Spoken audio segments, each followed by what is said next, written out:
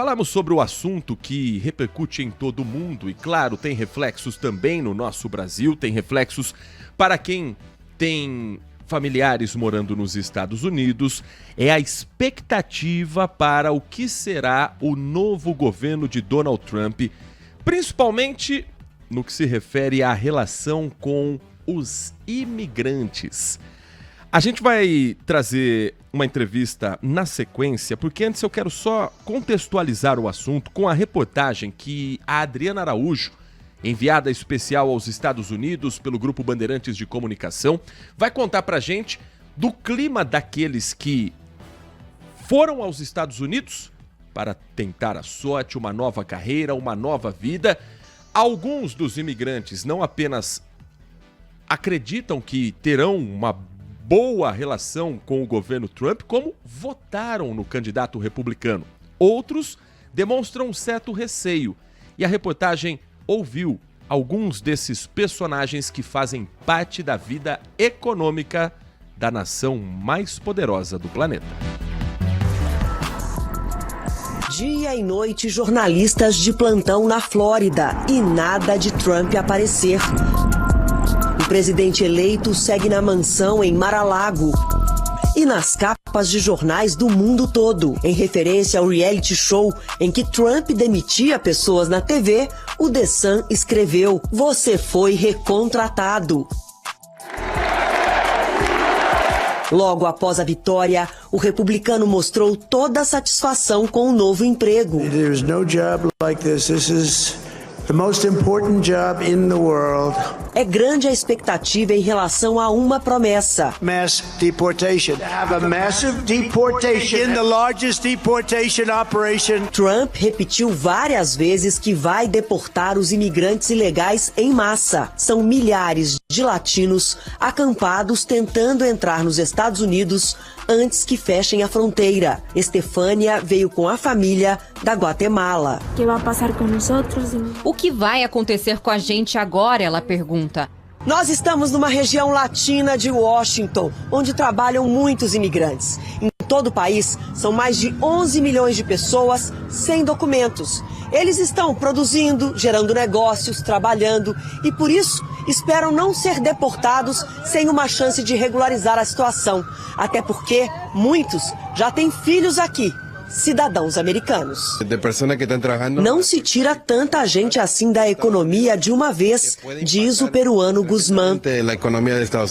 E entre os latinos com direito a voto, muitos escolheram Trump. Este pequeno condado no sul do Texas é um exemplo. 97% da população é de origem latina. Um republicano não vencia aqui há mais de 100 anos. Trump quebrou a tradição.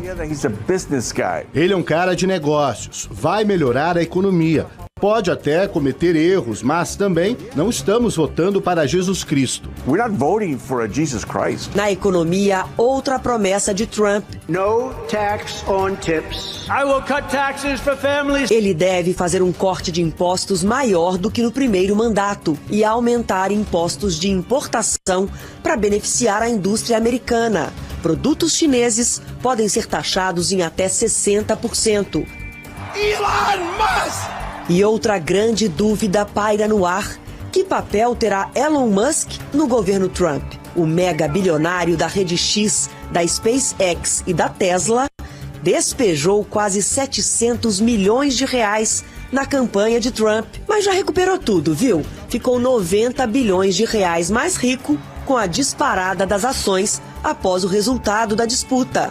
No palco da vitória, Trump rasgou elogios ao apoiador. Depois dessa declaração, é possível que Elon Musk tenha uma cadeira na Casa Branca, bem perto do gabinete presidencial.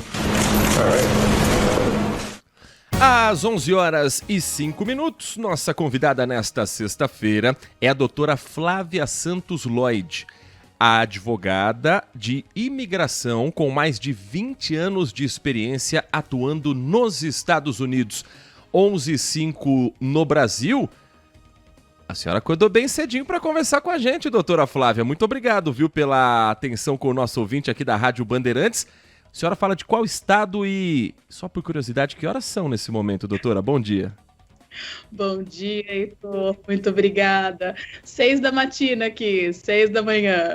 6 horas da manhã. E de que estado que... Estou na Califórnia. Estou na Califórnia. Muito obrigado pela atenção com o nosso ouvinte de um assunto que repercute demais no Brasil, não poderia ser diferente, afinal de contas estamos falando de imigrantes que tentam a sorte nos Estados Unidos, pessoas que sonham com uma vida na América do Norte, mas que podem encontrar um governo que declaradamente não tem tanta simpatia por estrangeiros. O sentimento é esse mesmo para a comunidade latina nos Estados Unidos, doutora? Olha, o sentimento, olha, eu moro aqui há 25 anos e essa sensação, esse movimento contra imigrante, esse movimento nacionalista que está acontecendo é uma coisa que está cada vez mais forte. E esse ano, e o resultado das eleições, foi uma combinação disso. Sim, existem outros fatores, como a economia, mas o número 2 nas pesquisas, ou o número 1, dependendo da pesquisa que você use, é a questão da imigração. É a questão da imigração ilegal, é a questão da imigração legal também, porque tem esse mito que os imigrantes estão tirando os trabalhos dos americanos. E essa narrativa está permeando a sociedade, não só com os americanos, mas os próprios latinos. É um fenômeno que eu imagino que os livros de história, os sociólogos, os antropólogos estarão estudando por muitos e muitos anos, porque é um fenômeno. E quando a gente pensa, às vezes, na imigração, num processo de imigração, às vezes vem à mente pessoas que precisam financeiramente de um incentivo, ou pessoas que tentam uma vida que no Brasil não conseguem. Mas a senhora, por exemplo, já trabalhou em casos de imigração de grandes artistas brasileiros. Então, quando esse brasileiro ou esse latino-americano chega aos Estados Unidos, ele deixa de ser uma celebridade no seu país e passa a ser mais um na América. Ou eu estou equivocado? Você está 100% certo, Heitor. É muito interessante, às vezes a gente trabalha com nomes muito grandes, tanto no Brasil quanto em outros lugares. E quando a pessoa chega no consulado, já começa a experiência no consulado, mas peraí, não vai ter uma fila especial para mim? Ou quando chega para entrar nos Estados Unidos e passa pela imigração, mas eu sou tal pessoa. Então, sim, é mais uma pessoa quando chega aqui, é uma experiência muito diferente para os nossos clientes. E não estou falando só Brasil, tá? A gente representa pessoas do mundo todo.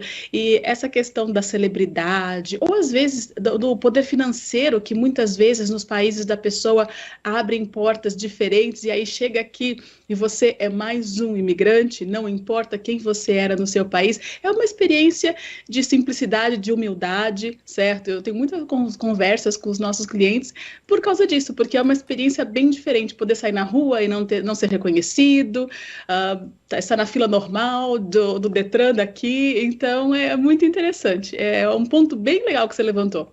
O novo governo de Donald Trump planeja mobilizar diversas agências para implementar a promessa de campanha de deportar milhões de imigrantes. E nós ouvimos na reportagem da Adriana Araújo que uma das preocupações é de quem não está com a documentação em dia, regularizada, para que tenha pelo menos um tempo para que a pessoa possa organizar a própria vida. A senhora acredita que isso vá acontecer ou esse processo de deportar pode ser muito mais abrupto e, pelo menos no discurso de Donald Trump, não seria nenhuma surpresa?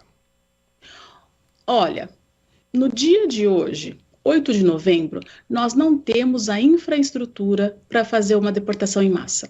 São simplesmente fatos. Não há juízes de imigração, não há oficiais de deportação, não há um número de funcionários suficiente para executar uma ordem como essa. Então, e uma outra coisa, um outro ponto importante. Durante a administração anterior do Trump, ele prometeu a mesma coisa e não conseguiu entregar. Então, nós temos o mesmo problema, é a mesma coisa do muro, é a mesma coisa que a gente vai acabar todos os programas para as pessoas que estão aqui sem documentação.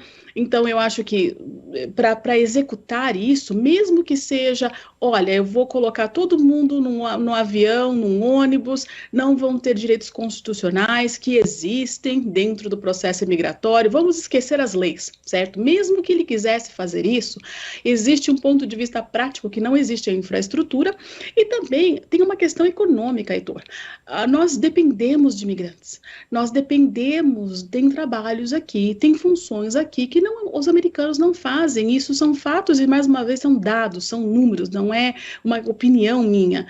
Então, existiria um fator econômico muito sério. Campanhas são campanhas, promessas são promessas, a realidade, governar é uma outra história, certo? Da mesma maneira como ele fez as promessas do muro e de deportar todo mundo ao mesmo tempo, eu acho que ele vai estar mais informado, vamos dizer assim, porque ele já passou pelo processo, então eu imagino que a imigração ficará mais difícil. Eu não estou aqui para colocar otimismo falso nas pessoas, mas existe também um equilíbrio da realidade e dos números. Nós estamos conversando com a doutora Flávia Santos Lloyd, advogada de imigração brasileira com mais de 20 anos de experiência atuando nos Estados Unidos. E hoje, doutora, quais são as atividades que os imigrantes mais absorvem na economia norte-americana que a senhora entenda que, uma vez tendo essa suposta deportação em massa, os americanos não vão absorver e não terão mão de obra para atuar? Olha, eu vou levantar dois caminhos. O primeiro caminho é a imigração legal. Existem programas aqui que se chamam H2A e H2B. São as pessoas que trabalham na agricultura, são as pessoas que vão colher maçã, morango. Isso é uma mão de obra enorme. Pessoas que trabalham em hotéis, Então, essas pessoas estão aqui legalmente com o processo. E, para você ter uma ideia, como há uma demanda e uma falta de trabalhadores nessa área, quando um fazendeiro contrata pessoas por esse programa, eles pagam uma multa para o governo americano. Porque, como eles não conseguem encontrar pessoas locais, eles pagam uma taxa extra para trazer estrangeiro. Então, a demanda na agricultura é muito grande para esse programa. A demanda nos hotéis, para camareiros, para pessoas que fazem a limpeza dos hotéis, são programas legais e que seriam impactados se houvesse uma limitação na imigração legal, porque essa mão de obra é necessária e, mais uma vez, são os dados. Agora, na imigração ilegal, certo? A pessoa que entrou pela fronteira, ou a pessoa que entrou pelo avião, mas ficou também depois do tempo, porque isso é muito importante. Muita gente fala assim, eu vim para cá legalmente, então eu sou diferente do ilegal que entrou pela fronteira. Bem, a realidade é você está sem status tanto quanto aquela pessoa que entrou pela fronteira. Esse grupo de pessoas que são os trabalhadores que é na economia, uma economia diferente, uma economia que é por baixo do pano, vamos dizer assim. São as pessoas que limpam as casas, são as babás, são os jardineiros, são as pessoas que estão aqui indocumentadas, mas ainda pagam impostos. Isso é muito importante. Estão aqui indocumentadas, mas fazem o imposto de renda, pagam as suas taxas e contribuem para a economia americana, não só com o trabalho, mas também com o imposto. Então, essas pessoas, as babás, os jardineiros, as pessoas que limpam casa, as pessoas que limpam piscinas, são pessoas que geram a economia, certo? Fazem a economia rodar e, ao mesmo tempo, são as pessoas que estão mais preocupadas, porque fazem parte do sistema, não existe um caminho para a legalização. Isso é muito importante explicar, porque muita gente fala assim, por que essas pessoas não arrumam os documentos? Por que as pessoas não fazem algo? A realidade é que não existe um caminho para a legalização, senão todos estariam fazendo, estaria milionária. Mas a realidade é que não existe um caminho, não há reforma imigratória. Então, esses dois grupos de pessoas impactarão a economia porque simplesmente não há mão de obra. O americano não está se candidatando para trabalhar como faxineiro, certo? O americano não está se candidatando para fazer esse subemprego que o imigrante, não importa de onde, faz. Doutora Flávia Santos Lloyd, diante desse cenário, como a senhora avalia a votação expressiva que Donald Trump teve dentro da própria comunidade de imigrantes nos Estados Unidos?